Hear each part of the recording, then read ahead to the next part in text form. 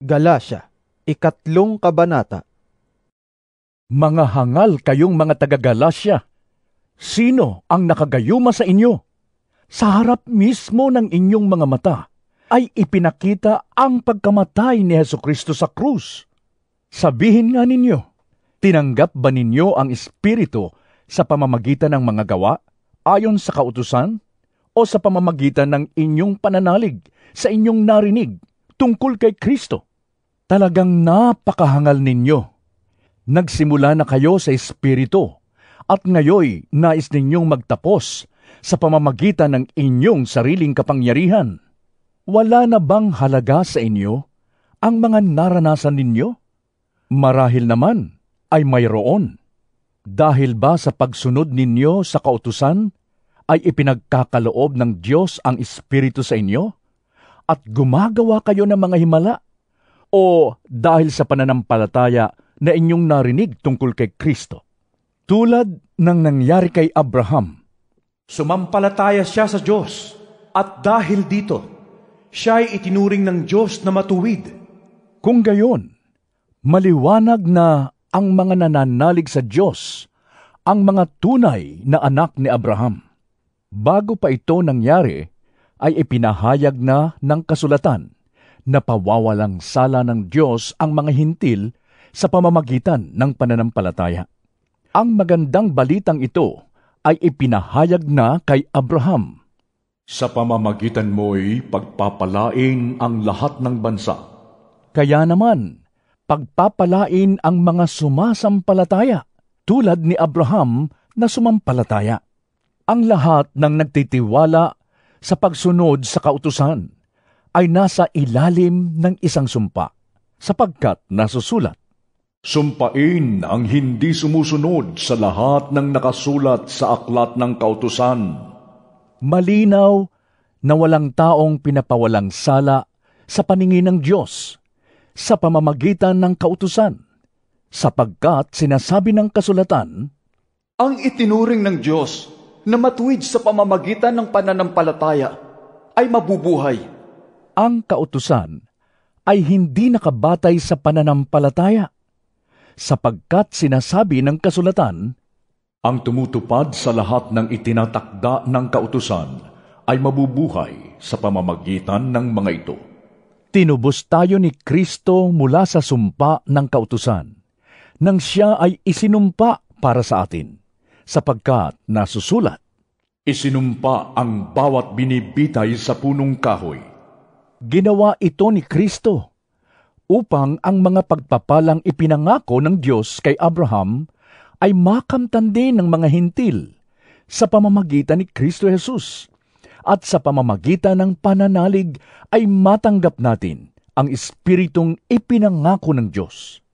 Mga kapatid, narito ang isang pangkaraniwang halimbawa.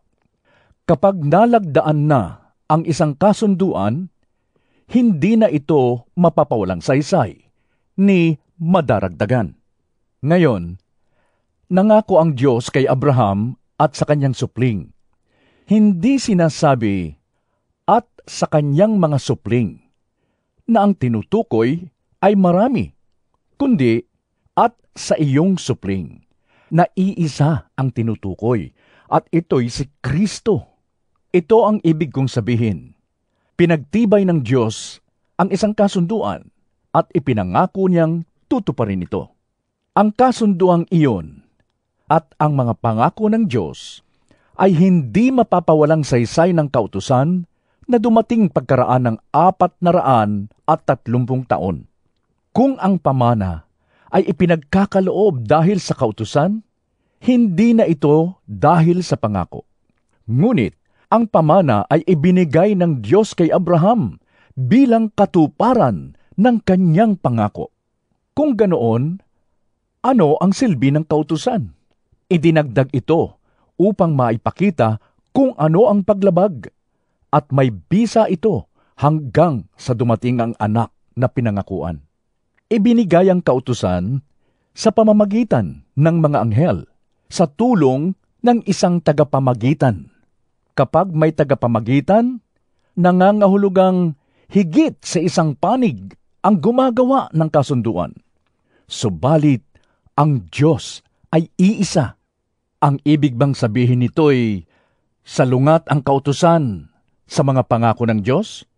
Hinding-hindi. Kung ang kautusang ibinigay ay nakapagbibigay buhay, ang tao'y magiging matuwid sa paningin ng Diyos sa pamamagitan ng pagsunod niya sa kautusan. Ngunit, ayon sa kasulatan, ang lahat ng tao'y alipin ng kasalanan. Kaya't ang ipinangako ng Diyos ay matatanggap sa pamamagitan ng pananalig kay Hesukristo na ibinibigay sa lahat ng sumasampalataya. Bago dumating ang panahon ng pananampalataya, tayo'y nakakulong sa kautusan, hanggang sa ang pananampalatayang ito kay Kristo ay mahayag. Kaya't ang kautusan ang naging taga-disiplina natin, hanggang sa dumating si Kristo upang tayo'y maituring na matuwid sa pamamagitan ng pananampalataya.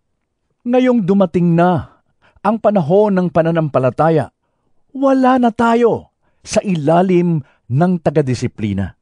Dahil sa inyong pakikipag-isa kay Kristo Jesus, kayong lahat ay mga anak ng Diyos sa pamamagitan ng pananampalataya. Si Kristo mismo ang inyong isinuot na parang damit nang kayo'y nabautismuhan sa inyong pakikipag-isa sa Kanya. Wala nang pagkakaiba ang Hudyo at ang Griego, ang alipin at ang malaya, ang lalaki at ang babae. Kayong lahat ay iisa na dahil sa inyong pakikipag-isa kay Kristo Jesus. At kung kayo'y kay Kristo, kayo'y mga anak ni Abraham at tagapagmana ng mga pangako ng Diyos.